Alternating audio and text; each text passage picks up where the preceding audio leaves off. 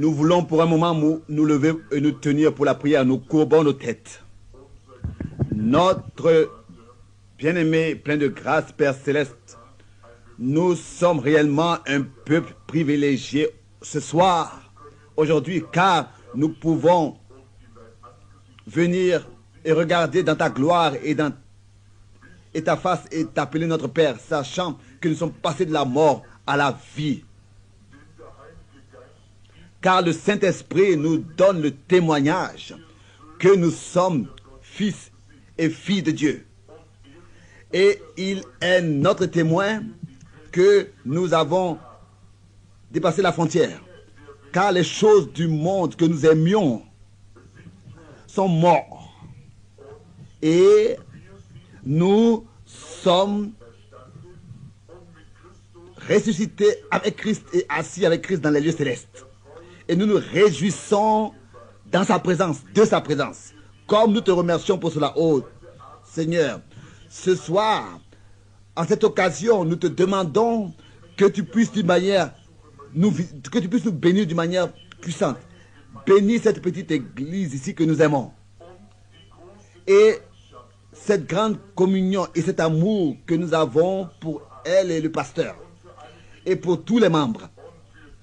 Et pour tous ceux qui, ici, avec nous, en communion dans cette réunion. Nous te demandons, Père Céleste, que ce soit un soir particulier et que nous puissions vraiment nous rappeler de cette présence, de ta présence parmi nous. Que ceux qui ne te connaissent pas, Seigneur Jésus, en tant que leur sauveur personnel, puissent t'expérimenter aujourd'hui et te trouver. Tu es celui qui va dans le désert pour chercher la brebis de ses sangs qui s'est perdue. Que la miséricorde soit dans le camp. Et nous te demandons tout cela dans le nom précieux du Seigneur Jésus-Christ. Amen.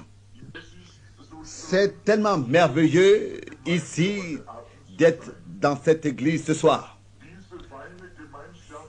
D'avoir cette belle communion, et je me suis réjoui tout le temps en ce qui concerne toutes ces choses précieuses de hier.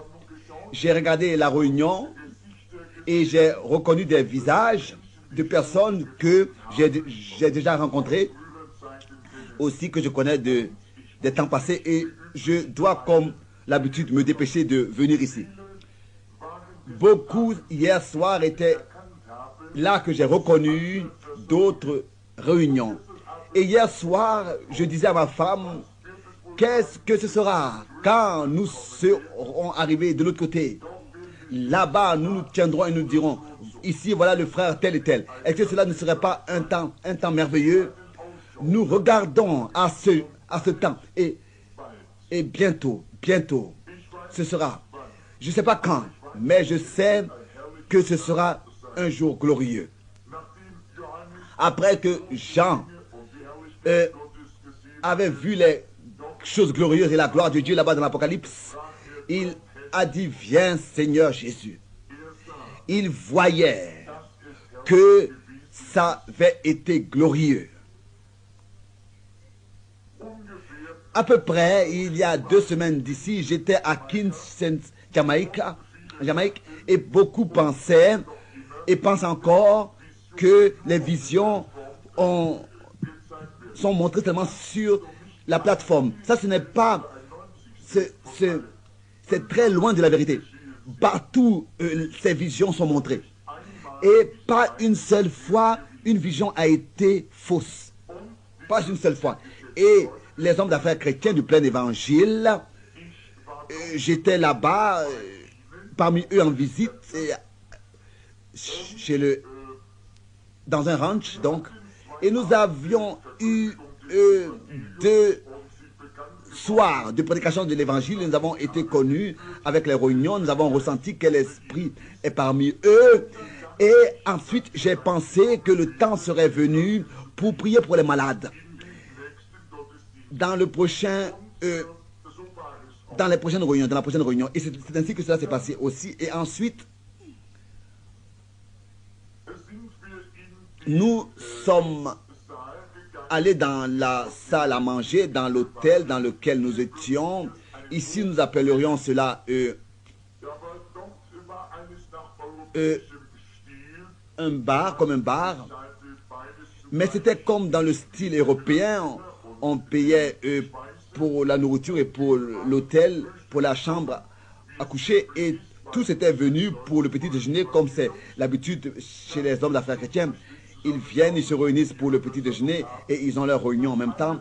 Et il y a un qui a posé la question. Mais ces visions-là, elles sont vraiment merveilleuses. Est-ce que ce ne serait pas merveilleux si elles pouvaient quelque part être montrées? Et j'ai dit, mais bien sûr que cela peut se passer. Mais par cela, je disais, personne ne sera guéri. Vous voyez, j'ai toujours demandé, est-ce que cela vous aidera à croire pour que vous puissiez être guéri? Car guéri, Jésus-Christ vous a déjà fait. Il l'a déjà fait. C'est seulement quelque chose que Dieu a ajouté, une bénédiction qu'il a promis, une confirmation dans ces derniers temps, dans ces derniers jours. Nous allons peut-être encore plus tard venir à parler de ça. Mais il vous a déjà guéri il y a 2000 années d'ici. Et nous étions assis donc à table à ce petit déjeuner. Et je disais ici, le Saint-Esprit est maintenant présent. Vous tous, vous connaissez le frère Demet Shikeri, l'un de mes profonds amis, Arkenbraille et tous les autres, le frère Samor, le président et le vice-président du plein évangile. Et je disais, mais ce jeune qui vient ici est malade. Et je lui ai dit ce qu'il a.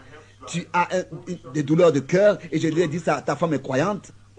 Et je lui ai dit, tu crois, mais tu crains. Et je lui ai dit qui est-ce qu'il est, son nom, d'où il vient, et tout de lui. Et il a presque laissé tomber la nourriture qu'il vient nous apporter. C'était le garçon de service. Et il a dit, mais c'est vrai exactement tout ce qu'il a dit. Et j'ai dit, mais c'est pas moi qui ai parlé, c'est le Saint-Esprit qui l'a révélé. Ce qui était avec lui, d'où il vient, et ce qu'il s'est passé avec sa femme, et ce qu'il a fait et avant de quitter la maison, etc. Et de venir au travail, etc. Il s'est presque évanoui. Et il a dit, mais je ne comprends pas. Je lui ai dit, mais moi non plus. Je sais seulement que, je m'excuse, c'est pas le frère Chiquerier, mais le frère Duplessis. Alors que j'étais arrivé là-bas et que le frère Meurs et moi, nous parlions ensemble sur l'esprit d'amour dans l'église. Ça, c'est quelque chose de merveilleux. Une telle communion profonde. Est-ce que ce n'est pas quelque chose de merveilleux? Ça, c'est vraiment bien. Nous parlions justement de cela. Et ensuite, il a dit, mes frères Branham, est-ce que tu ne ressens pas une résistance? J'ai dit non, pas du tout. Non, non. J'ai dit, la grâce de Dieu est tellement puissante. Sa miséricorde, je l'ai parfois épuisée, mais sa grâce, on ne peut jamais l'épuiser. Et nous parlions là-bas à table, ce matin-là, donc, ensemble. Et ensuite, il y a une jeune femme qui passait avec du linge pour l'hôtel, ou bien alors pour les chambres d'hôtel, sur sa main. Et j'ai vu la lumière sur la table, sur la femme. Et je lui ai dit, et appelle cette femme ici qu'elle vienne. Et donc ils l'ont appelée. Et le Saint-Esprit a commencé à lui révéler ses problèmes. Et à lui le dire. Elle n'était pas une chrétienne. Au moins, pas du plein évangile, croyante.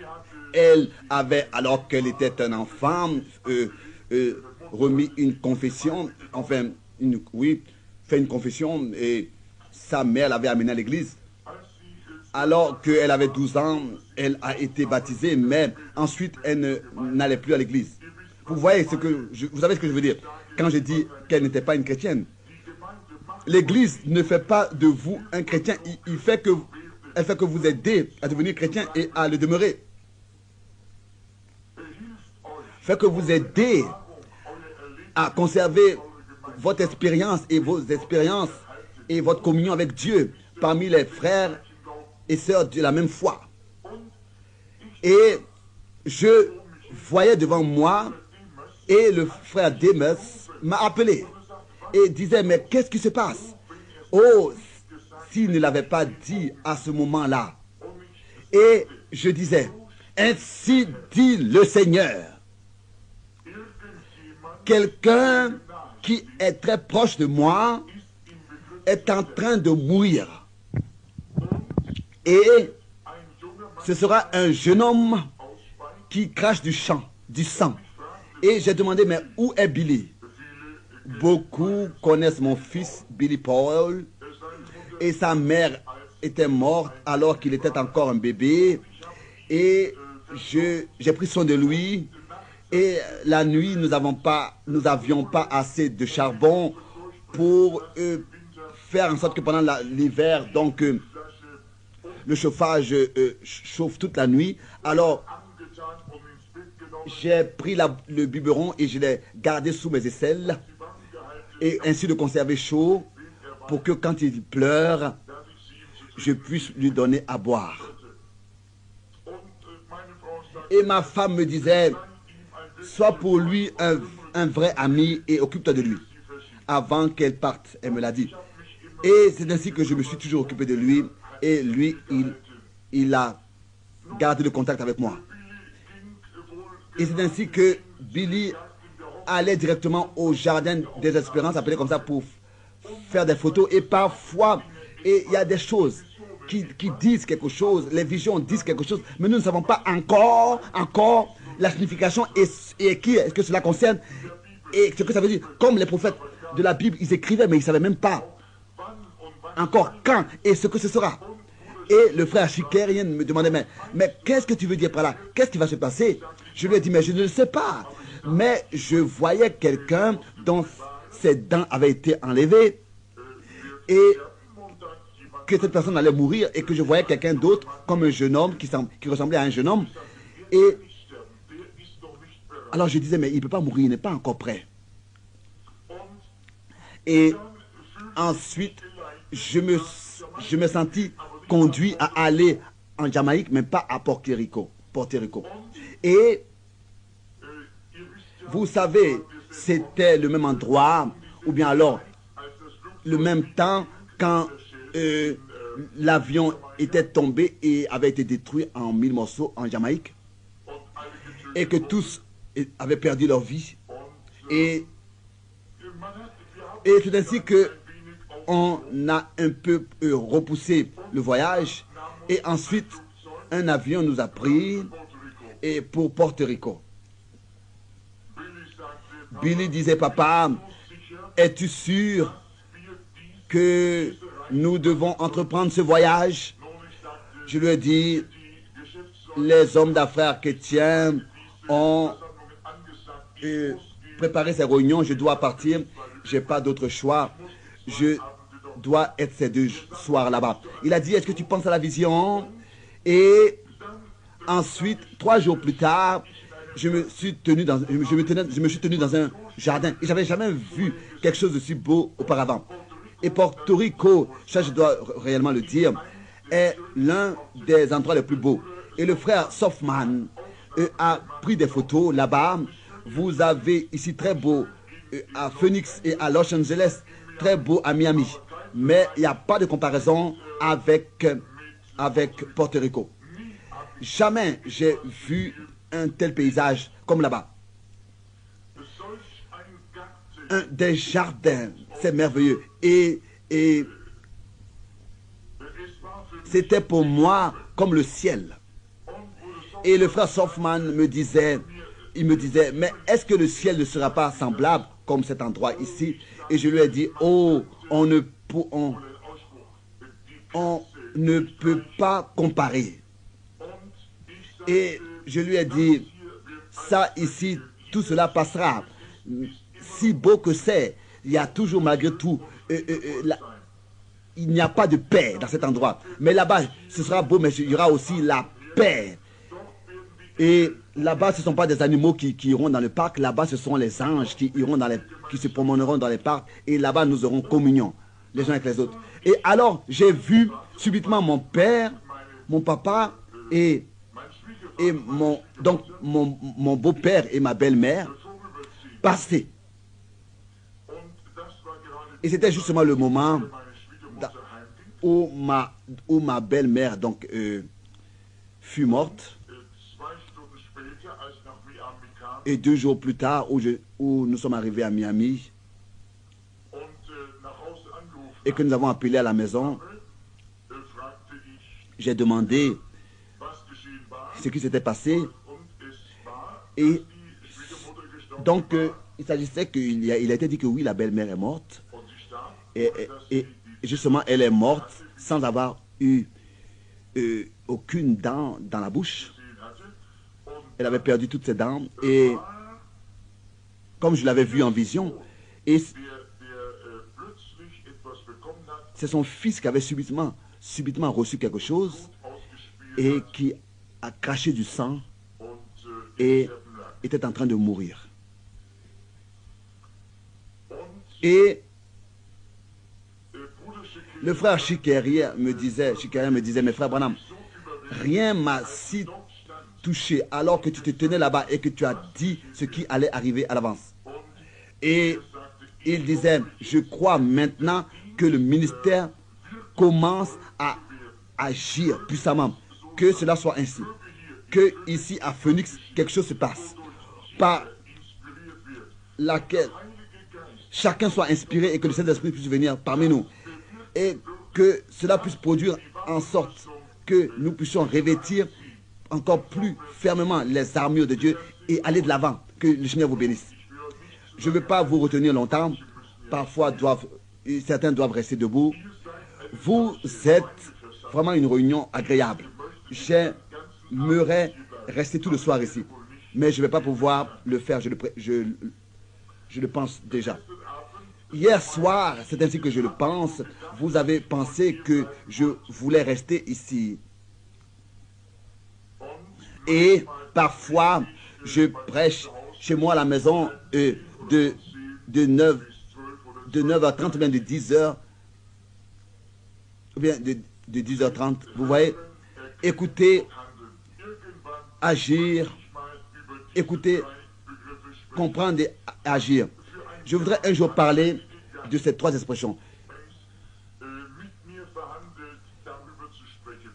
Un soir, le Saint-Esprit avait presque parlé avec moi de traiter ce sujet. Et j'ai déjà eu à parler de cela dans l'église. Peut-être que les cassettes sont maintenant allumées pour l'enregistrement. Laissons-nous ouvrir les Bibles et aller dans le 7e chapitre de Matthieu. Matthieu chapitre 7, verset 24. C'est pourquoi, verset 25, la pluie est tombée, les torrents sont venus, les vents ont soufflé et se sont jetés contre cette mer. Elle n'est point tombée contre cette maison. Elle n'est point tombée parce qu'elle était fondée sur le roc. Mais quiconque entend ces paroles que je dis et ne les met pas en pratique sera semblable à un homme insensé qui a bâti sa maison sur le sable. La pluie est tombée, les torrents sont venus, les vents ont soufflé et ont battu cette maison. Elle est tombée et sa ruine a été grande. Que le Seigneur puisse réellement accompagner, ajouter à sa parole la bénédiction. Je voudrais pour quelques minutes parler de ce sujet, la tempête qui arrive. Et je fais confiance à Dieu que nous soyons capables de nous mettre à la disposition du Seigneur, du Saint-Esprit d'une manière, car chacun sait que je ne suis pas un prédicateur. Chacun le sait. Ici, il y a des prédicateurs derrière moi, assis sur la plateforme. Moi, je n'ai pas l'instruction pour être un prédicateur. Mais dans mon chemin, dans ma manière âgée, vieille et lente, le Seigneur m'a donné autre chose à faire. Mais j'aime utiliser le temps, prendre le temps pour expliquer et dire ce que j'ai reçu du Seigneur, ce que je sais du Seigneur, et partager avec d'autres sa bonté pour les aider.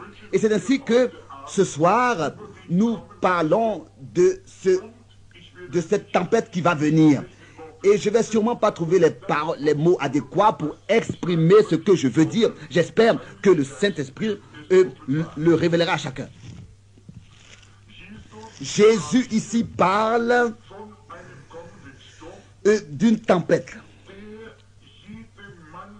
qui atteindra chaque homme, chaque femme un jour. Il n'y a pas une autre possibilité d'en échapper. La tempête va vous rencontrer quelque part et vous atteindre. Et maintenant, il s'agit de savoir quel fondement vous avez. Est-ce que votre maison pourra résister à cette tempête, oui ou non? Beaucoup de vies ont été sauvées parce qu'on avait pris des préparations pour la tempête. Ou bien alors contre la tempête. Et beaucoup de vies ont été perdues parce que justement on n'avait pas pris soin de se préparer et on n'avait pas accepté l'avertissement de la tempête qui allait venir. On n'a pas pris au sérieux l'avertissement de la tempête qui va venir. Il n'y a pas longtemps, en arrière, il y a une histoire qui m'a été racontée. Peut-être que je l'ai même déjà racontée ou bien lue dans les journaux.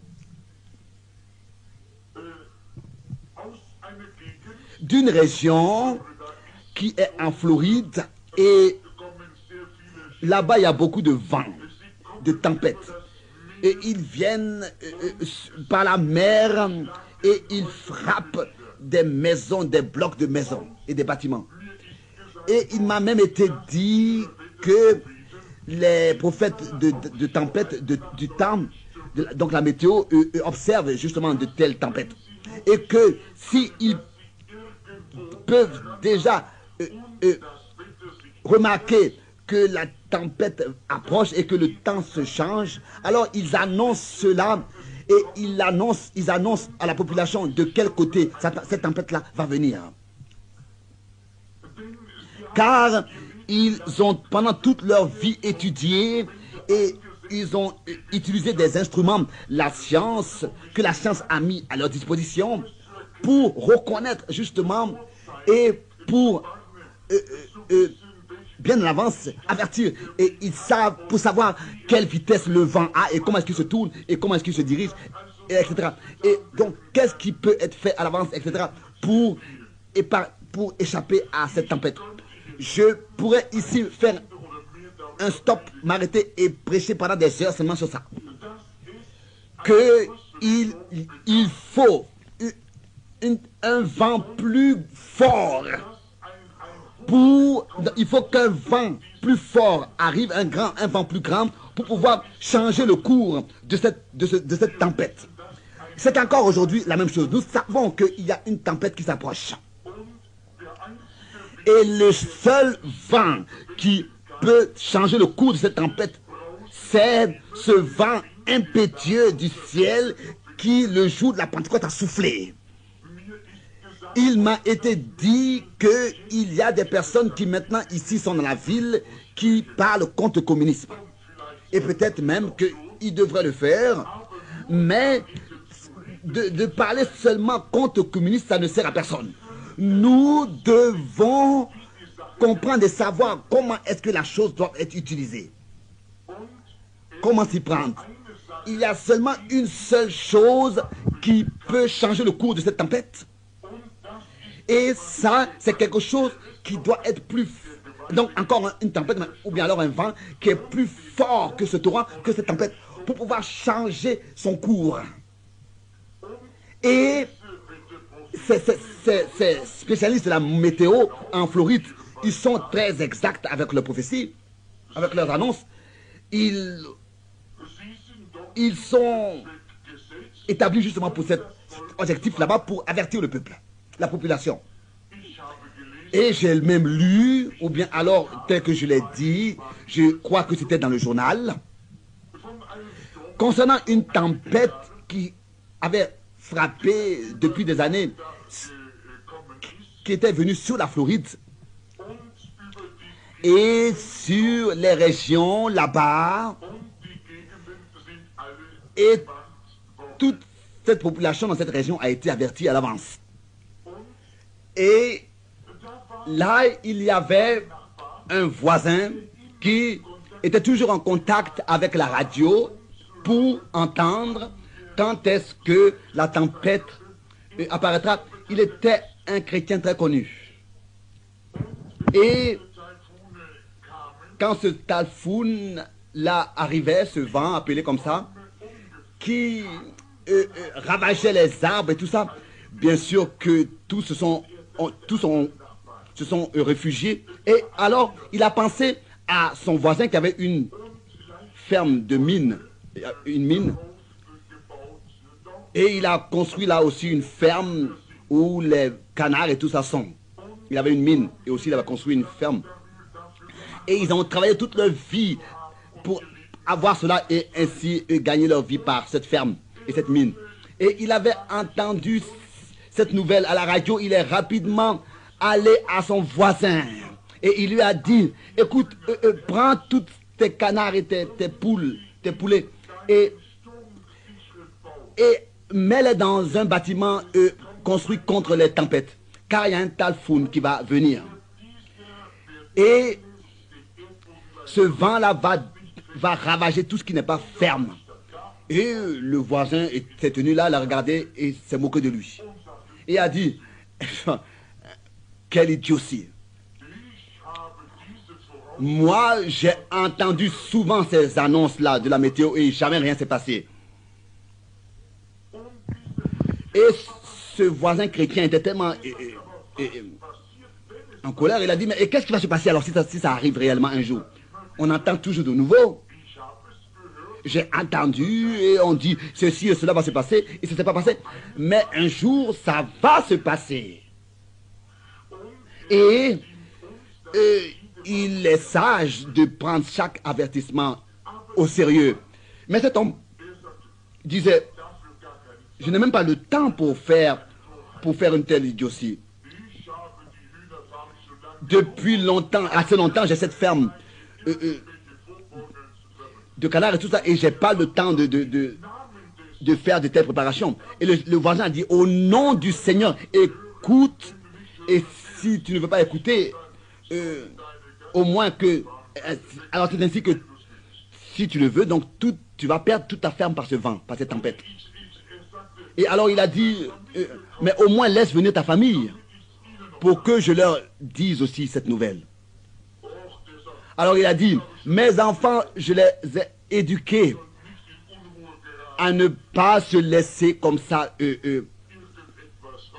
effrayer par des choses que quelqu'un comme ça leur raconte. Je leur ai dit qu'ils puissent vivre comme moi je vis. Et ma femme m'écoute. Tu n'as pas besoin de lui dire quelque chose. Elle connaît aussi les choses mieux que toi. Et elle m'écoute. Je suis ici le chef dans la famille.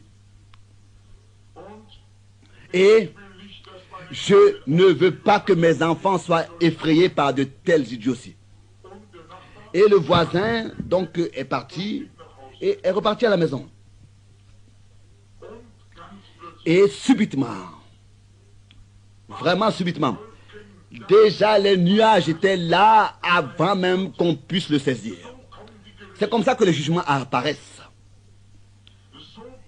D'une manière que ça surprend. Ils sont tout de suite là, d'un moment à un autre. Vous vous demandez, mais comment est-ce qu'ils sont venus? Comment est-ce que cela a pu venir si rapidement? Et cet homme qui voulait maudire Dieu et blasphémer a dit, mais comment est-ce que tu peux oser venir à moi et me dire de telles choses? C'est ainsi que toute sa ferme en quelques moments a été ravagée. Je vous dis que ça sert à quelque chose de prendre des avertissements au sérieux. Oh, peut-être que vous pourriez vous moquer du messager. Vous pouvez même lui prendre sa vie, mais vous ne pouvez pas tuer le message. Il continuera à être prêché de la même manière. Le message de Dieu est éternel. Sa parole ne manquera jamais. Elle est apportée encore aujourd'hui telle qu'elle a été révélée, telle qu'elle a été reçue. Paul avait de la réussite.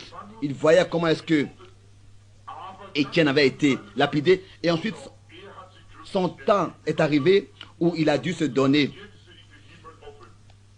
à Christ. Et Étienne avait dit à l'époque, je vois le ciel ouvert et le Fils de l'homme à la droite de Dieu. Quelque chose avait saisi. Ce n'était pas le messager, mais le message qui a saisi Paul. Ce n'est pas le messager, mais c'est le message qui a saisi Paul. Vous voyez? Et c'est ainsi que quand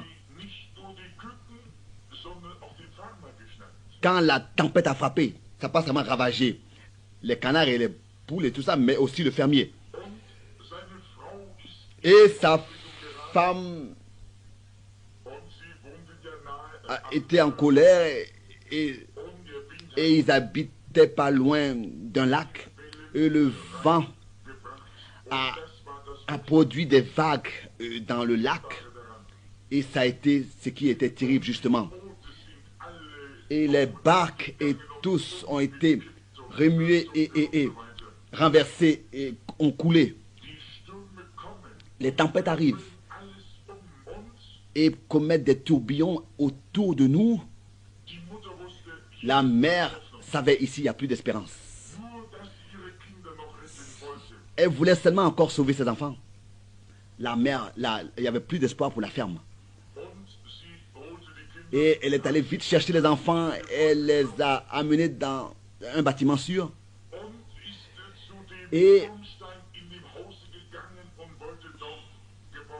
elle voulait courir vite à la maison pour être réfugiée.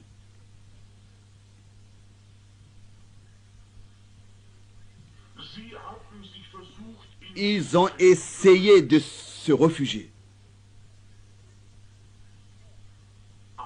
Mais, parce qu'ils n'ont pas prêté l'oreille à l'avertissement, ils se sont fait des reproches. Elle s'est fait des reproches. Mais dans ce bâtiment dans lequel ils étaient allés, des serpents sont entrés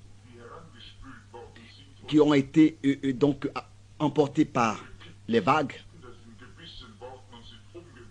Et c'est ainsi qu'ils ont été mordus et ils sont morts. Et ils sont morts d'une mort terrible. Et c'était vraiment terrible. C'était aussi une inondation. Et alors plus tard on a retrouvé la femme avec ses enfants là-bas morts. Ça sert à quelque chose de prendre au sérieux un avertissement, des avertissements. La première chose qu'on doit faire après l'avertissement, avant qu'un avertissement puisse être apporté, il faut que d'abord une préparation pour le refuge soit faite. Sinon, un avertissement n'a pas de sens.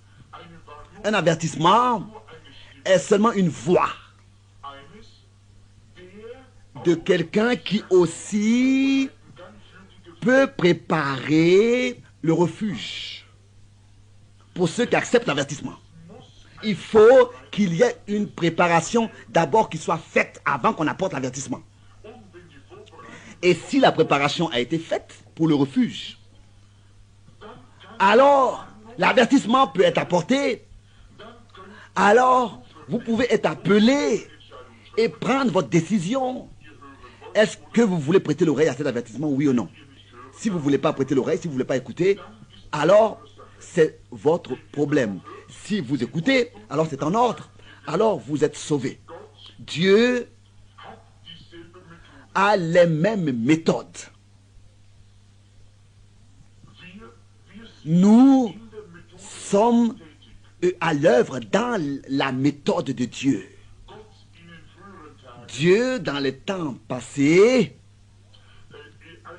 alors que le monde du déluge était là, et que le monde était dans le péché, était mauvais, l'état du monde, du temps de Noé, de manière que Dieu ne pouvait pas continuer encore comme ça à regarder tout ce qui se passait sur terre. Dieu est un Dieu juste. Et il a des lois.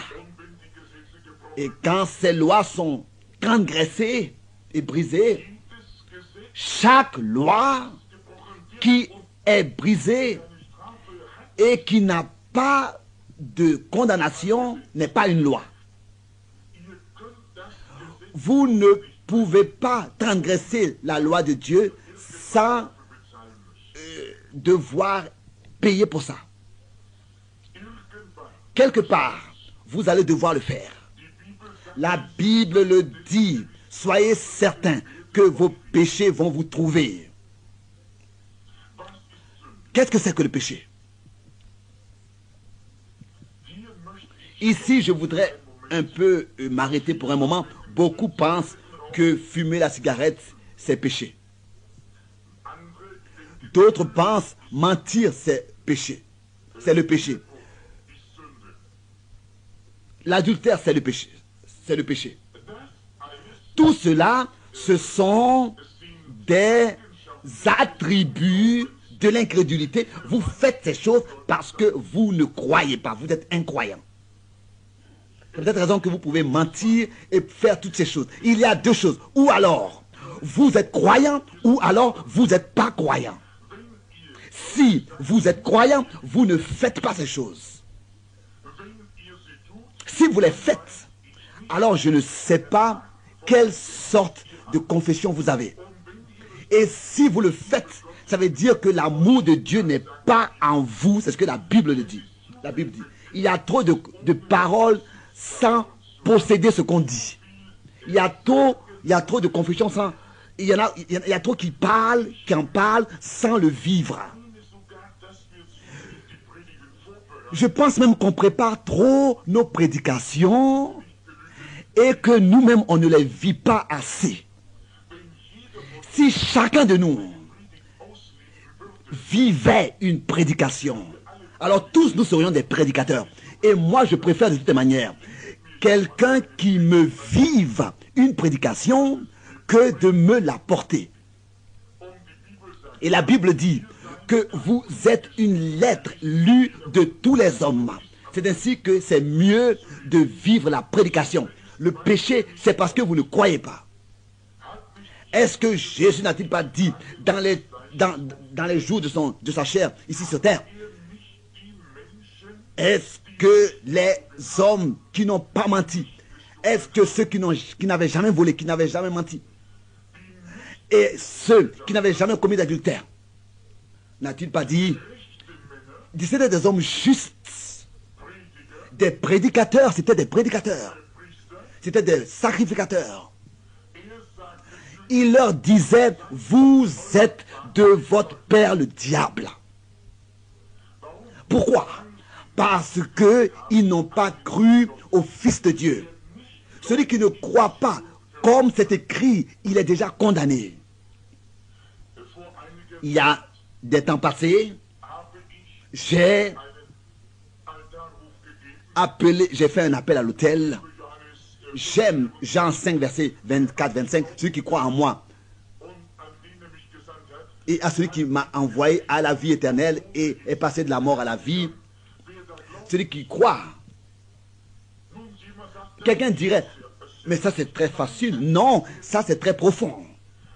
Car si vous croyez, vous voyez, personne peut dire que Jésus est le Seigneur. Si seulement par le Saint-Esprit. Si vous avez le Saint-Esprit, alors vous avez la vie éternelle. C'est l'Esprit qui crée la vie. C'est la vie de l'Esprit. Celui qui écoute ma parole et qui croit à celui qui m'a envoyé a la vie éternelle. Et c'est ainsi qu'il ne passera, il ne viendra pas au jugement, mais il est passé de la mort à la vie. Préparé. Et Dieu a vu la méchanceté des hommes du temps de Noé. Et il a vu aussi cette génération pervertie et adultère. Et il a dit, je ne peux pas continuer à supporter cela. Oh, ce monde pécheur. Il n'y a pas longtemps, je m'étais arrêté sur mon chemin alors que j'étais en train de faire des achats avec ma femme. Et nous étions en train de parler de une certaine jeune dame dans notre ville. C'était vraiment un temps très froid. Et elle avait un manteau qui était bien, mais son vêtement était beaucoup trop serré et trop court. Et la première neige était déjà tombée. Et ma femme disait, mais tu sais, cette femme-là n'est pas habillée de manière agréable. C'est pas normal. Je lui ai dit, mais ça c'est sûr. Et elle disait, mais elle n'est pas tout à fait normale de s'habiller comme ça. Et ma femme disait, est-ce que tu ne sais pas que elle va à une école supérieure? Je dis, mais cela est possible, mais cela ne veut pas dire qu'elle est normale et que tout est en ordre avec elle. Non, je lui ai dit non. Avec ses pensées, elle ne peut pas être en ordre. Il y a quelque chose qui ne peut pas être normal. Quand nous allons en Allemagne, j'étais il n'y a pas longtemps en Allemagne dans une grande réunion où le Seigneur nous avait par soir accordé des milliers d'âmes. Et j'étais tellement étonné en un soir alors que je revenais de la réunion. Et nous étions allés quelque part pour manger, nous avions été invités. Et c'était à la fin de toutes les réunions, donc. Et tous les croyants étaient assis et buvaient de la bière. L'Amérique, le Canada, l'Angleterre, ce sont les seules nations que je connais qui ne permettent pas aux croyants de boire de la bière. Vous voyez? Mais les autres ne se saoulent pas. C'est seulement nous les Américains qui se saoulent, qui nous saoulons. Je n'ai pas bu la bière. Après quelques moments, j'ai entendu déjà les croyants parler l'un avec l'autre. Mais qu'est-ce qui se passe avec lui? Pourquoi est-ce qu'il ne boit pas de bière? Est-ce que c'est parce qu'elle n'est pas assez bien pour lui, bonne pour lui, pas assez de bonne qualité? Et le docteur Goknbull était assis directement à côté de moi, il était mon traducteur. Et je lui ai demandé, mais pourquoi est-ce qu'ils murmurent tous? Et il m'a dit, mais il s'étonne, pourquoi est-ce que tu ne bois pas? Bon, je sais, il est écrit avec les Romains, soyez un Romain, mais je lui ai dit, dis-leur la chose suivante, je ne les condamne pas, mais depuis ma naissance, je suis sous le vœu d'un Nazaréen et je n'ai pas le droit de boire d'alcool. Et ils l'ont compris et ils ont continué à boire. Et en Italie, c'était la même chose. Et dans d'autres régions de la terre, quand vous allez dans les différentes nations, vous trouvez l'esprit de la nation dans ces nations. Vous voyez, le Saint-Esprit m'a donné l'avertissement. Autrefois, il m'a dit en Finlande, ne va pas dans ce lac appelé Wine. Je ne savais pas ce qui se faisait là-bas. Mais vous savez, là-bas, ils ont le sauna, etc. Et plus tard, il m'a été même dit que ce n'est pas seulement qu'ils ont du sauna, mais ils ont aussi des femmes là-bas, dans le sauna, qui massent les hommes, etc. Mais pas seulement comme ça massées simplement à la surface, mais elles sont aussi comme ça habillées de manière très légère. Et ce frère-là, appelé tel et tel, allait là-bas, et tous les croyants aussi allaient au sauna là-bas, et tous vont dans ce sauna. Et il me disait, mais écoute, c'est la même chose comme avec vos infirmières en Amérique. C'est ainsi que sont aussi ces femmes là-bas dans ce sauna. Ils font aussi cela tous les jours. J'ai dit, quoi? Qu'est-ce que tu dis? Non, cela, c'est pas normal. Vous voyez, beaucoup des gens merveilleux, des gens justes et corrects, des croyants, ils ont rien pensé que cela ne serait pas en ordre. C'est l'esprit de la nation qui est en eux. Partout, dans chaque nation, vous trouvez un certain esprit. Mais si vous allez en Amérique, alors vous avez le pire des esprits. Ici, c'est le pire de tous. Et nous continuons à parler et il disait, mais ces gens-là vont tous à l'église. Ce sont des gens qui vont tous à l'église. Et je pensais, mais pourquoi est-ce que alors leur conscience n'est pas reprise et condamnée par cela? J'ai dit, mais écoute, ce sont des Américains, disait ma femme. Et elle me disait, mais est-ce que nous ne sommes pas Américains? Je dis, non, non, nous ne sommes pas Américains. Nous faisons que vivre en Amérique. Je disais à ma femme. Mais nous sommes nés d'en haut. Nous sommes nés d'en haut par le Saint-Esprit. Notre maison est en haut. Ici, nous sommes que des voyageurs, des pèlerins, des étrangers sur cette terre. Ce n'est pas notre demeure permanente. Nous cherchons la ville dont Dieu est le fondateur et l'architecte est Dieu lui-même. Si vous êtes né d'en haut, alors vous avez l'Esprit de Dieu qui vient de Dieu, qui transforme votre nature. Vous voyez tout. Ça n'a pas d'importance. Tout ce que vos parents, bien, ce que quelqu'un fait, non, ça n'a pas d'importance. Ici, il s'agit de chrétiens, de la vie d'un chrétien. Les chrétiens sont nés d'en haut, nés de nouveau par le Saint-Esprit de Dieu. Vous voyez, leur esprit vient d'un autre royaume. Ils n'ont pas l'esprit de ces différentes nations dans lesquelles ils pourraient vivre. Oh, je suis tellement heureux pour cela. Nous avons déjà sur terre les habitudes du ciel. C'est tellement simple quand on se soumet et on suit la conduite du Saint-Esprit. On se laisse conduire en toutes choses par l'Esprit de Dieu. Alors, comment est-ce que vous allez vous comporter? Vous voyez, c'est ainsi que c'était. Par exemple, du temps de Noé, Dieu s'était mis en colère. Mais avant d'envoyer la tempête et le déluge pour détruire le monde entier, Dieu a fait une préparation d'échapper pour ceux qui voulaient être sauvés. Mais pour pouvoir être sauvé, il fallait prêter l'oreille au message, à l'avertissement. Oh, je peux voir Noé. Il se tient maintenant à la porte de l'arche et il prêche la justice. Il avait été averti et il a annoncé. Ce n'était pas beaucoup qui ont prêté l'oreille à son message. Peut-être comme aujourd'hui, ils veulent aujourd'hui être entretenus. Mais ils ne veulent pas l'évangile. Le véritable. Oh, malheur à ces évangélistes-là d'Hollywood qui craignent d'appeler péché, péché. Nous avons besoin de prédicateurs à l'ancienne mode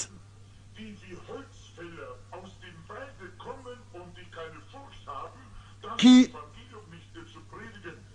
voient quelque chose qui pourrait faire mal à l'arbre et qui n'ont pas peur de l'annoncer et de le dire et de le révéler. Qui ne sont pas en train de mettre des gants en prêchant, mais qui prêchent l'évangile de manière libre et véritable et qui prêchent la venue du Seigneur et le jugement et annoncent le jugement aux pécheurs et le salut le promettent aux croyants. Ça n'a pas d'importance ce que les hommes disent là-dessus. Je vais avertir ma génération. Je veux qu'ils soient avertis. Je peux voir Noé là-bas à la porte de l'arche. Oh, je veux croire que ce n'était pas ainsi, mais c'était ainsi. Noé s'est tenu là. Et la seule possibilité pour être sauvé, je peux voir Moïse plus tard. Comment est-ce qu'il a appliqué le sang au linteau des portes? C'était la seule possibilité pour être gardé et conservé du jugement et de la condamnation. Le sang de l'agneau a été appliqué sur les linteaux des portes. Jésus aujourd'hui est la porte. Il est la porte pour le troupeau des brebis. Les prédicateurs de l'évangile se tiennent là et vous montrent la porte. Et ils croient avec toute l'assemblée et l'église et ils disent, ils demandent aux autres, venez entrer dans le refuge, réfugiez-vous. Sans doute, beaucoup se sont moqués de Noé, Ils ont fait des blagues sur lui. La Bible dit qu'il y avait des moqueurs du temps de Noé. Je peux les entendre parler un peu de cette manière. Noé, si tu n'as pas une meilleure prédication pour nous, nous pouvons rester à la maison. Si tu n'as pas, si nous ne sommes pas entretenus, nous restons à la maison. L'Amérique aujourd'hui, particulièrement, le monde, l'Amérique particulièrement ne veut pas l'évangile. Ils veulent être entretenus. Ils veulent avoir quelque chose par lequel ils puissent avoir un bon temps, être entretenus. Une musique forte, comme semblable au disco, une musique dure, forte, ou bien alors une partie, quelque chose où comme ça, ils ont du loisir, etc. Au lieu que le jugement soit prêché et que la puissance de la résurrection du Seigneur soit manifestée parmi les croyants et que l'avertissement soit donné. Mais le jugement commence justement dans la maison de Dieu, pas le discours. Jugement.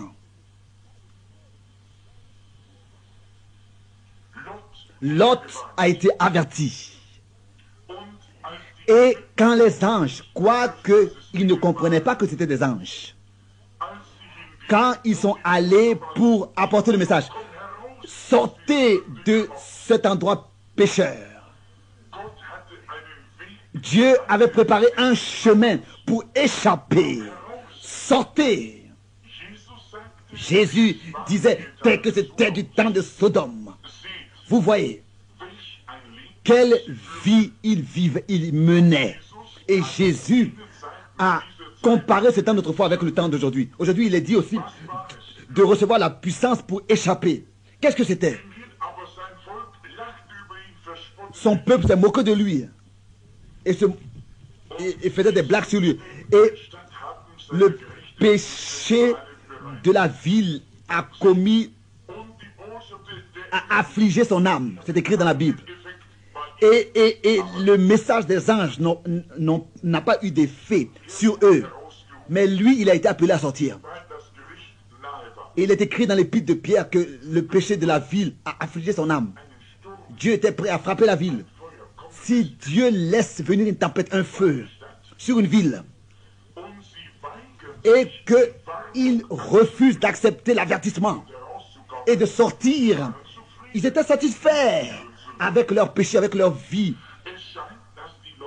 Cela semble aussi être comme ça aujourd'hui. Les gens sont satisfaits de leur état. Car, sûrement, ils préfèrent avoir une nouvelle voiture. Ils veulent par jour avoir 3 repas. Ils veulent avoir un nouveau lit. Tout nouveau. Mais tout cela est bien, tout cela est en ordre. Et si nous pouvons avoir une vie agréable, etc. Mais n'oublions pas Dieu et sa parole.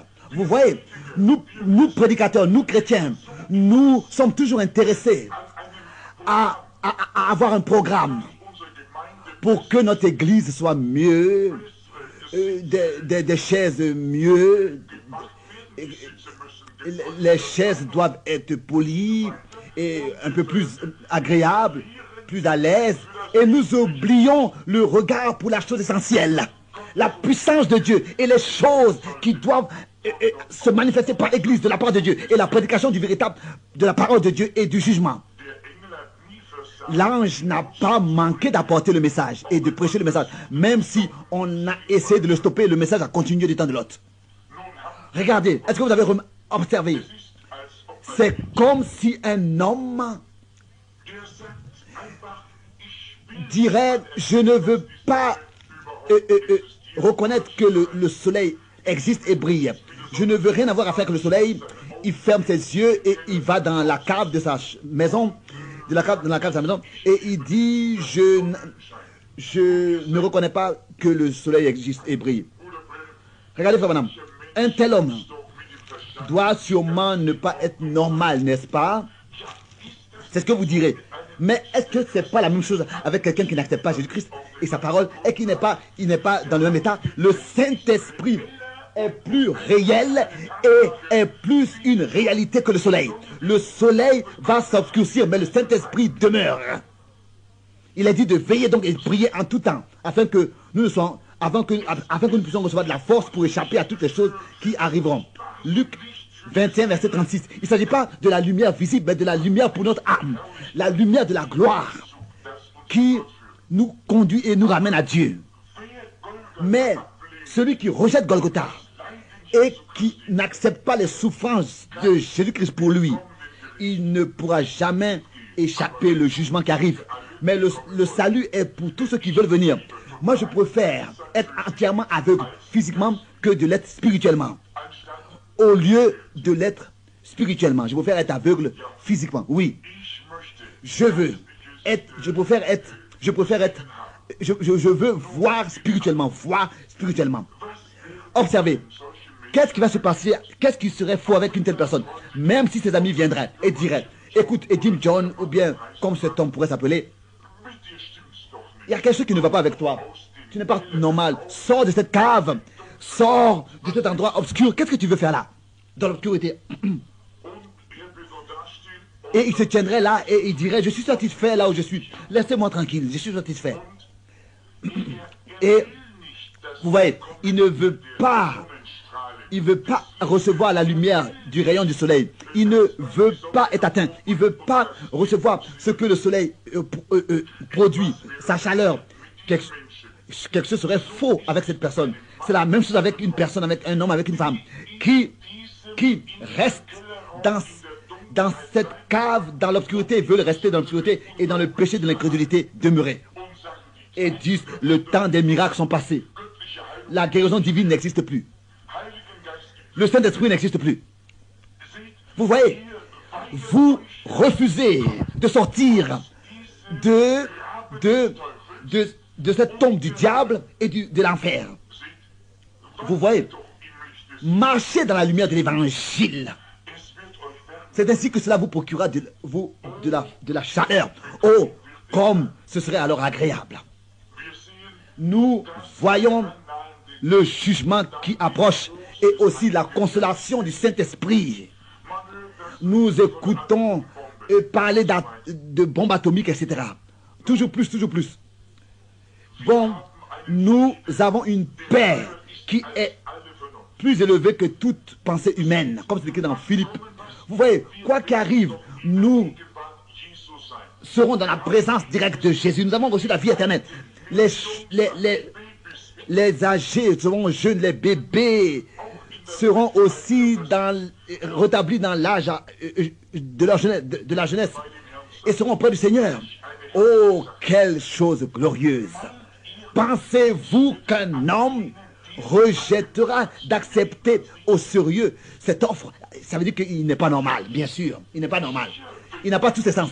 Bien sûr que si quelqu'un n'a pas le rayon du soleil, il va devenir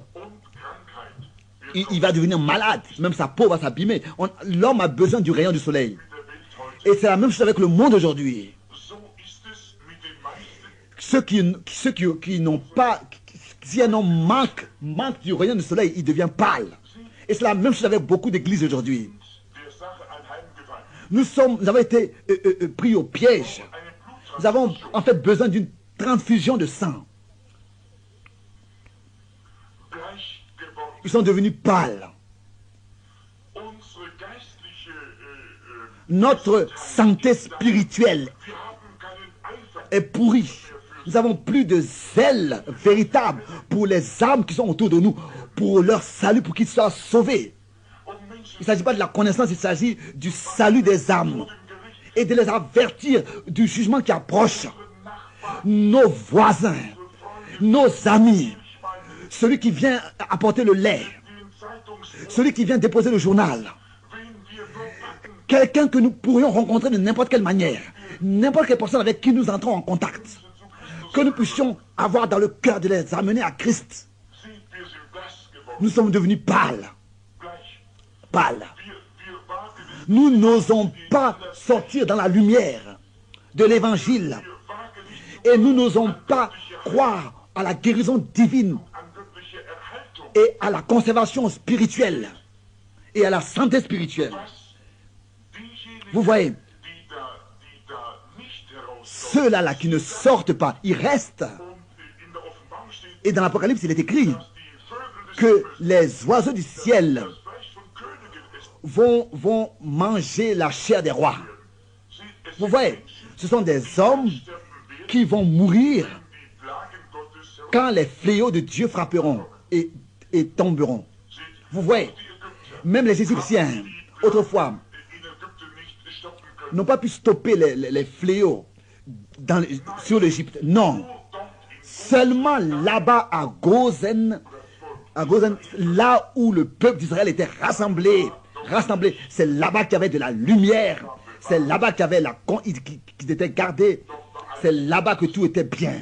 Vous voyez, le Saint-Esprit est aujourd'hui cet accès et la porte. Aujourd'hui, c'est en lui que nous pouvons trouver le refuge, la sûreté. J'étais dans une assemblée, dans une église il n'y a pas longtemps d'ici, et je regarde ici à un frère de peau noire, et je ne sais pas pourquoi, mais j'ai vu pendant la prédication, il a toujours déjà dit oui avec sa tête. Dit oui avec sa tête. Il se réjouissait comme ça réellement sous le coup de la parole. Et cela m'a donné une pensée.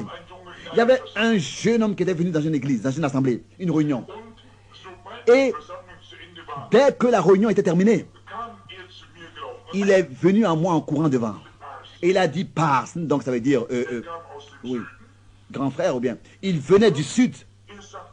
Et il disait, oh, je voudrais trouver le Seigneur Jésus ce soir. Je venais d'avoir une lignée de prière, une réunion pour prier pour les malades. Et je lui ai dit, mais bien sûr, mon frère, je suis plus que heureux de te conduire à lui. Et après qu'il ait consacré sa vie au Seigneur Jésus, son cœur au Seigneur Jésus, il disait, peut-être que tu vas te demander, mais pourquoi est-ce que je suis venu en courant comme ça devant toi?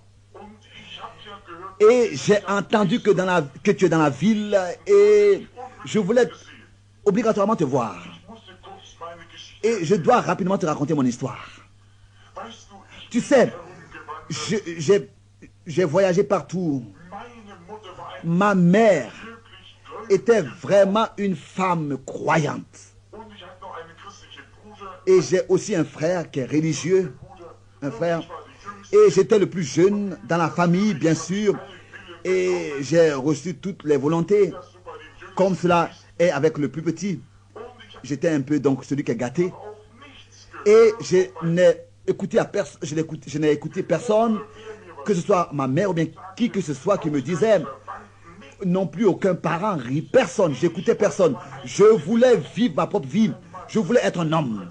Et en tant qu'homme, je voulais vivre. Et je pensais qu'un chrétien, c'est quelque chose, être un chrétien, c'est quelque chose pour les femmes et pour les vieux, pour les personnes âgées. Et ensuite, je suis devenu un cuisinier. Et j'ai bien maîtrisé mon métier. Et je voulais toujours aller vers le nord, vers le nord. Et un jour, j'étais de nouveau en voyage. Et comme ça, je suis allé de ville en ville. Et il y a quelqu'un là-bas, quelqu'un qui est très riche. Et je suis allé donc à sa maison. Et j'ai demandé au chef là-bas, écoute, je suis un cuisinier et j'ai besoin en ce moment d'argent. Est-ce que vous avez quelque chose à travailler pour moi? Il m'a dit, bien sûr, sûrement, viens. Nous avons une vieille femme ici, une femme de peau noire. Elle est une très bonne chef de cuisine, un bon chef de cuisine, cuisinière. Et je vais parler avec elle et peut-être que tu pourras ici, pour quelques jours, te loger et tu pourras un peu travailler et te gagner quelque chose et puis repartir.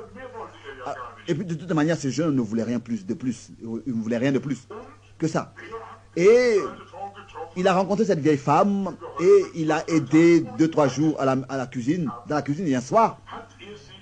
Donc, il s'est couché dans sa tente et c'était justement la tente voisine à celle de cette vieille femme cuisinière.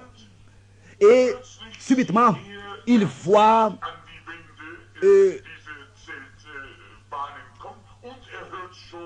il entend déjà donc comme un éclair de la tente, et il entend déjà donc le tonnerre et une tempête dehors. Et il entend dehors des voix, ce jeune homme donc. Et ces voix-là disaient: oh, nous devons nous dépêcher et aller chercher les chevaux et les mettre au refuge et nous mettre à l'abri rapidement, car nous ne pourrons pas sûrement rester si longtemps dehors. Et donc il a pris donc l'oreiller et il avait même peur. Ce jeune homme avait eu peur et de toute manière il a regardé dehors un peu et il entendait le tonnerre et les éclairs et la tempête, et il a entendu de leur entretien qu'une tempête terrible va venir sur cette région, et on appelle cela la tempête du Nord. Et là, c'est-à-dire que vous n'avez pas le temps de faire quelque chose, vous mettre à l'abri. Il faut être très rapide. Les montagnes sont tellement hautes que quand la tempête a déjà atteint la vallée, cela a lieu en un seul coup. Et ces tonnerres, ces éclairs, déjà conduisent cette tempête. Et leur entretien a toujours été de voix plus haute, et en quelques minutes, ils pensaient: oh, maintenant il y a quelque chose qui est en train de se passer de terrible, qui va se passer de terrible. Et il a dit, mais il m'a dit, donc j'ai commencé à penser: j'espère que nous ne serons pas atteints, car je sais que je ne suis pas prêt à aller dans l'éternité. Vous voyez, parfois vous attendez réellement trop longtemps, trop longtemps. Et il disait, en quelques moments, la tempête a apparu. Et les arbres ont été remués de droite et à gauche et ballottés. Et il écoutait. Et c'est ainsi que les tentes ont été remuées, saccagées. Et subitement, il entend des coups à l'intérieur de la tente. Et il y a une voix qui lui a dit: fils, comment vas-tu? Veux-tu pas venir dans ma tente? J'ai allumé la lumière. Elle avait une lanterne qu'elle a allumée, une lampe, et elle l'a placée sur une caisse. Et il est entré et il a dit: je suis effrayé à mort. Et la femme a demandé: mais je veux te poser. La femme lui a demandé: mais je veux te poser une question. Il a dit: s'il te plaît, j'écoute. Elle lui a dit: es-tu prêt à rencontrer le Seigneur? Oh, alors j'ai commencé à ce moment-là réellement à avoir peur. Il a dit: non, mère, je ne le suis pas. Elle a dit: mais maintenant prépare-toi, car à chaque moment, tu peux devoir le rencontrer. Et alors ce sera trop tard si tu n'es pas prêt. Et elle disait: est-ce que tu veux maintenant te mettre à genoux avec moi pour prier? Et nous sommes mis à genoux autour de cette caisse de savon, et il m'a dit: je dois te dire la vérité, j'avais même peur de prier. La tempête remuait tout et ravageait tout derrière, dehors, et les éclairs et les bruits de tonnerre. Je ne pouvais même pas prier. J'étais plein d'angoisse et j'étais effrayé. Mais je me suis malgré tout mis à genoux parce que la tante le voulait. Et de nouveau, il y a eu comme un théâtre de tonnerre et d'éclairs. C'était terrible. Mais j'ai appris ma leçon. Il disait: cette vieille femme sainte, elle était heureuse et joyeuse sous sa tente comme elle pouvait l'être. Elle était pleine d'assurance et de confiance. Elle était sereine et elle parlait avec Dieu comme si elle le connaissait déjà depuis sa naissance. Elle n'a même pas eu d'inquiétude, la moindre inquiétude. Et moi, j'étais terrifié à mort. J'ai seulement dit cette parole.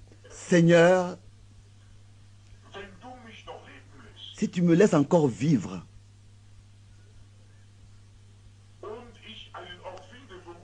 et que je trouve un endroit où il y a du repos, là, je vais venir à toi. Oui.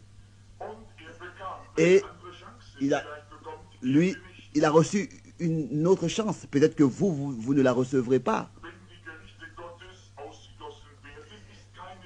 Car quand les jugements de Dieu seront déversés, il n'y aura plus de chance. Vous avez votre chance maintenant. Ceci est votre occasion maintenant. La tempête était venue sur lui. Et il me disait à moi, prédicateur,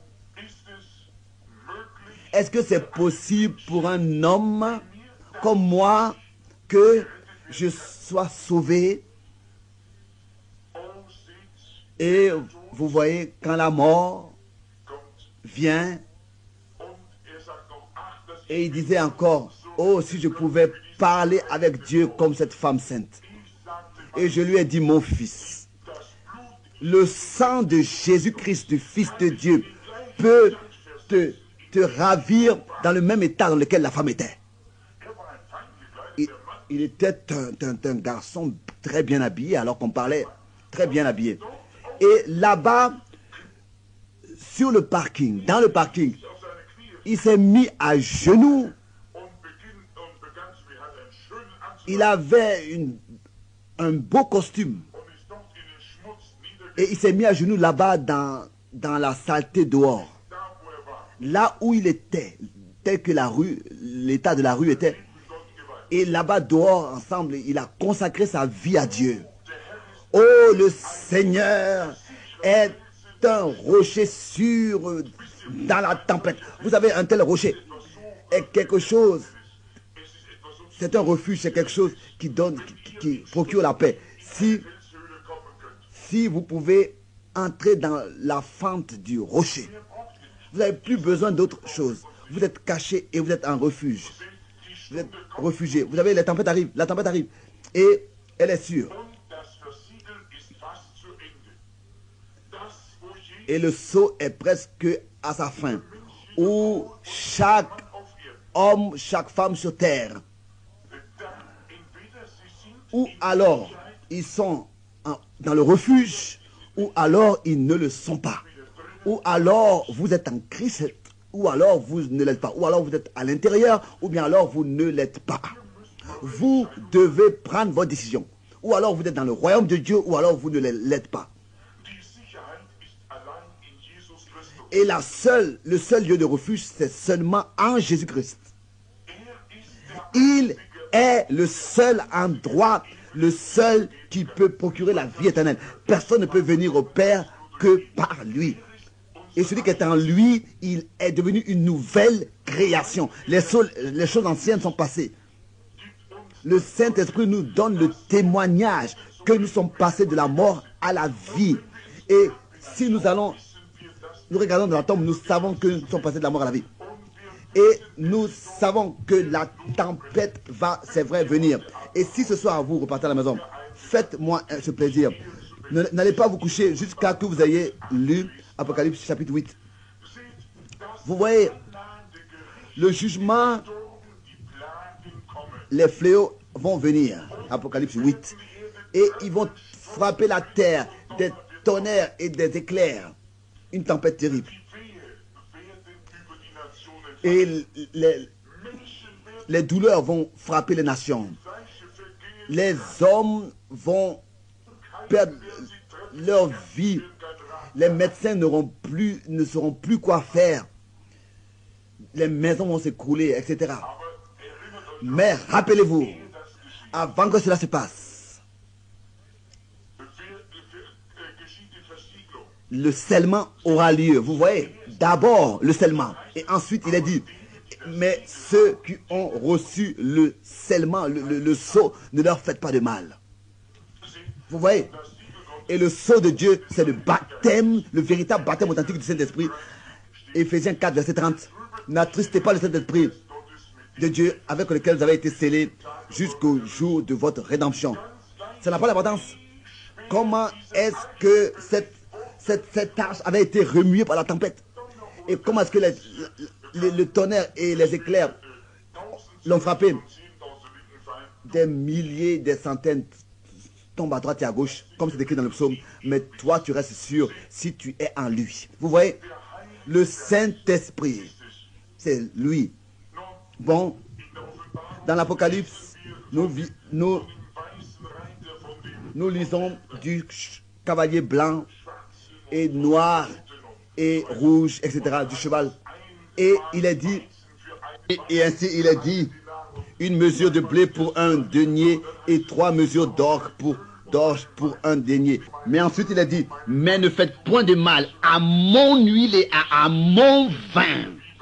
Je le lis dans la Bible, Apocalypse 6, verset 6, que les jugements de Dieu arrivent, où des difficultés et des catastrophes et des problèmes et des douleurs frapperont les nations.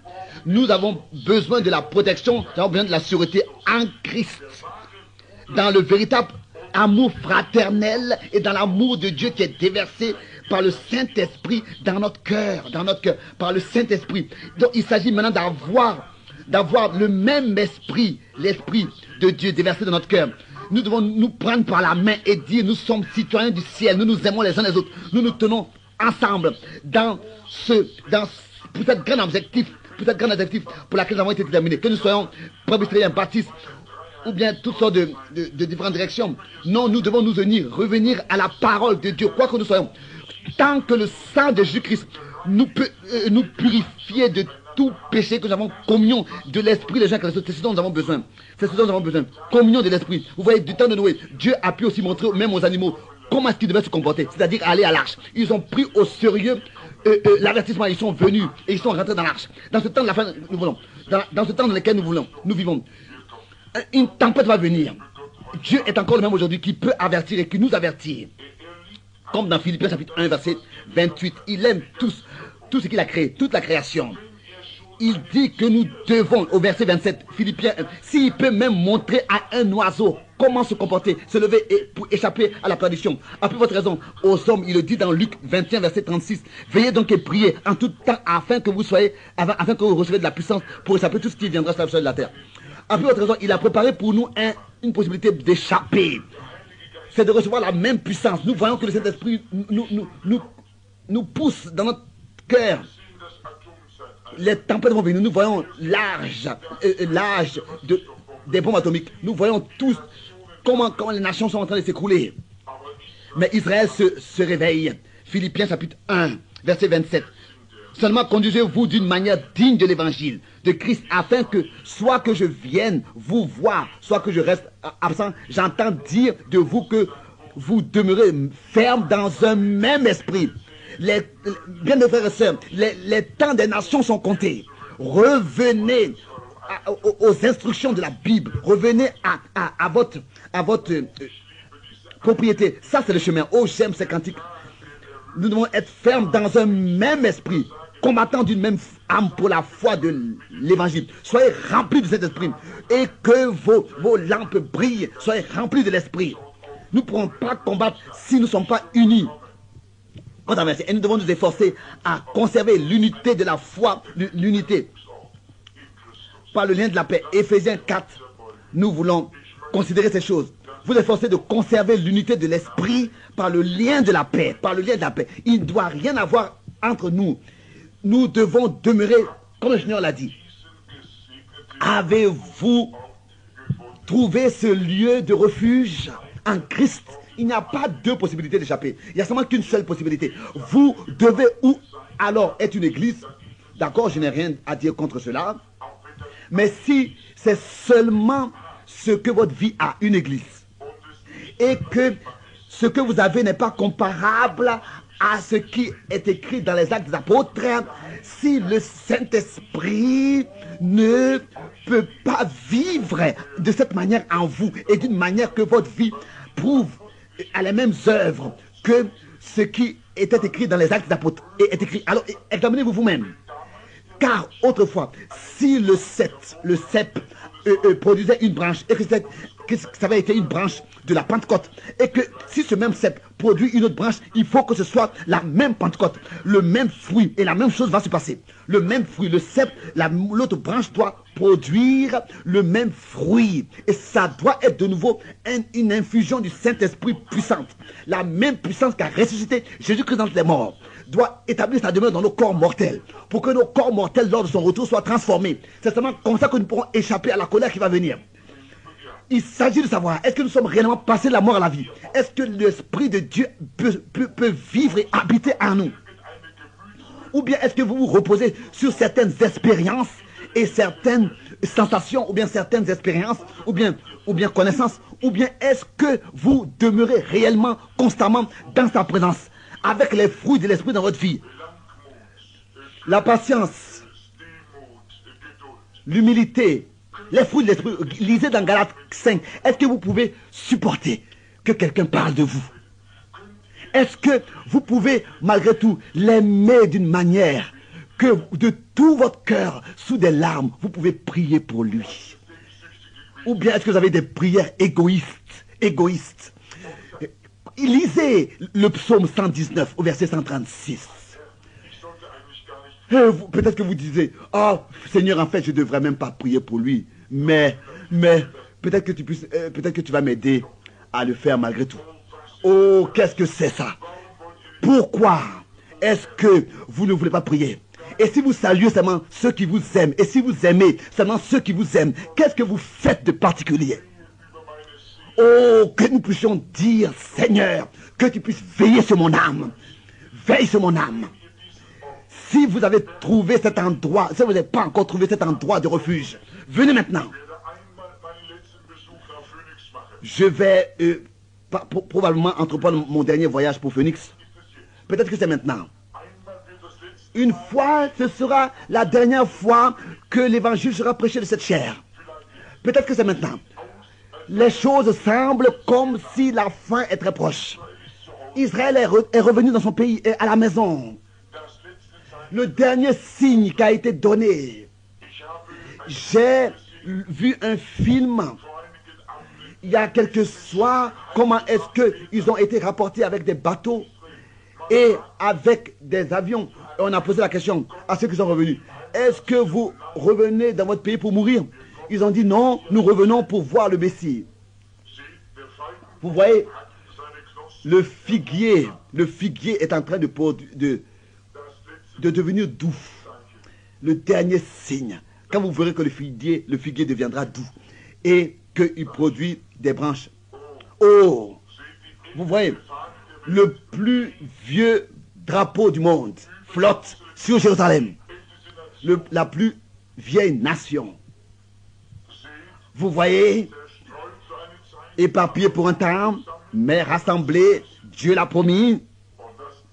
Et la fin des nations sera alors proche aussi. Mais Dieu a promis aussi de rassembler les élus. Et c'est ainsi que les Juifs regardent à la venue du Messie.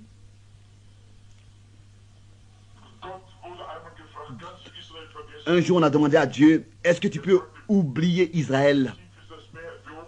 Il a demandé, est-ce que vous pouvez savoir mesurer la profondeur de la mer et l'auteur du ciel? Et le prophète a dit, je ne le peux pas. Et il a dit, moi aussi, je ne peux pas oublier Israël. C'est la prune de son œil. Le dernier signe. Jésus a dit, quand vous verrez le figuier produire des branches, des feuilles, alors le temps est proche. Devant la porte. Israël sera rétabli. Ils ont leur propre monnaie. Ils ont tout. Une nation comme une autre. Avec sa monnaie etc. et son gouvernement. Et les jours, ou bien alors les jours finaux des nations sont aussi très comptés et sont très proches.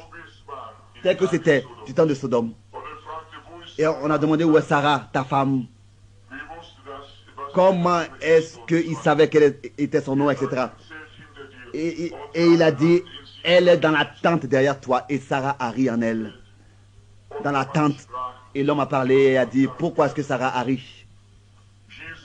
Jésus a dit que quand cela arrivera, alors le temps est proche. Vous l'avez vu, c'est presque passé. La chose suivante, c'est le jugement. Êtes-vous réellement dans l'endroit béni du refuge, dans l'amour fraternel, en Christ? Que Dieu vous fasse grâce. Si ce n'est pas le cas, cherchez-vous seulement ce qui unit ou bien ce qui divise. Si vous voulez qu'on prie pour lui, levez les mains. Quelque part dans le bâtiment, que Dieu te bénisse, que Dieu te bénisse, que Dieu te bénisse. Ça c'est bien, ça c'est bien. Encore quelqu'un d'autre. Examinez-vous. Que Dieu te bénisse, frère, que Dieu te bénisse, sœur. Que Dieu te bénisse là-bas. Que Dieu te bénisse, jeune femme. Que Dieu te bénisse. Oui, que Dieu te bénisse, monsieur. Toi aussi. Oh, c'est bien. Encore quelqu'un. Levez les mains simplement. Vous dites, frère Branham, qu'est-ce que cela veut dire? Dieu te bénisse, que Dieu te bénisse. Ça, c'est merveilleux. Qu'est-ce que cela veut dire? Si je lève les mains, qu'est-ce que cela veut dire? Est-ce que vous savez, vous ne pouvez même pas le faire. Vous n'auriez même pas pu le faire si vous n'étiez pas vivant. Vous voyez, la science dit que la science prouve que vous vivez, mais elle peut pas dire ce que c'est que la vie. Qu'est-ce que c'est? Elle peut prouver qu'on vit, mais elle ne peut pas prouver ce que c'est que la vie. Elle ne sait pas ce que c'est que la vie. Vous voyez, la pesanteur donc, de l'atmosphère retiennent vos membres en direction de la terre, tel que vos pieds restent sur terre. Mais vous avez un esprit en vous. Et c'est l'esprit. Il y a quelque chose en vous qui vous pousse à lever vos mains. Jésus-Christ a dit, personne ne peut venir à moi si ce n'est que le Père ne l'attire premièrement. Et tous ceux que le Père m'a donné viendront à moi, m'a donné. Êtes-vous pas heureux ce soir d'avoir été donné et de savoir que Dieu est en train d'agir avec votre cœur et qu'une voix retentit en vous et vous dit, venez dans ce refuge. Celui qui veut venir à moi, je ne le rejetterai pas. Celui qui vient à moi, dit Jésus. Vous voyez, il y a quelque chose qui doit être à côté de vous et pour vous dire, vous devez venir. Vous êtes faux, vous devez venir. Peut-être que vous êtes seulement allé à l'église, mais vous n'êtes pas encore dans l'arche. Comment est-ce que vous entrez dans l'arche? Pas seulement par entrer comme ça, non, par un esprit. Tous nous sommes baptisés dans un seul corps. 1 Corinthiens 12, versets 12 et 13. Tous les véritables croyants seront baptisés à l'intérieur, dans ce refuge, par le baptême du Saint-Esprit, dans ce corps. Et ces signes accompagneront ceux qui auront cru. Parce que ceux qui croient réellement sont baptisés du Saint-Esprit. C'est ainsi que nous sommes réfugiés dans le corps du Christ. Si vous ne l'êtes pas encore, ne vous laissez pas retenir par Satan. C'est le seul refuge. Être dans le corps de Christ. Ne vous laissez pas retenir. Ne vous laissez pas retenir. Levez les mains. Qu'est-ce que cela veut dire? Vous brisez, vous allez contre la pesanteur de l'atmosphère. Vous levez votre main. Il y a quelque chose, cela prouve qu'en vous, une décision a été prise. Quelque chose de plus grand que vous-même. Ou bien que la science pourrait l'expliquer. Un esprit en vous qui vous convainc. Et qui dit, accepte-moi, Seigneur. Et vous ne savez même pas d'où est venue cette voix, mais vous l'avez entendue. Et vous avez dit, Seigneur, fais-moi grâce. Je veux recevoir le Saint-Esprit. Je veux la sûreté. Je veux apporter mes péchés sous le sang. Je veux être scellé dans le corps de Jésus-Christ. Oh, je veux me réjouir de la guérison divine et de la guérison du corps, de l'âme et de l'esprit, et marcher avec l'agneau, être sous un joug avec lui, marcher avec lui. Ça n'a pas d'importance ce que les journaux disent. Nous avons lu ce que la Bible dit et nous sommes sûrs que nous sommes dans le refuge, même si la mort me prend. Ceux qui se sont endormis en Christ, Dieu va les ramener avec lui. C'est toujours sûr. Caché, sûr. Que Dieu vous bénisse. Il faut que notre vie déjà maintenant soit cachée en Dieu. Colossiens chapitre 4. Et quand Christ, notre vie, sera manifestée, nous serons manifestés avec lui.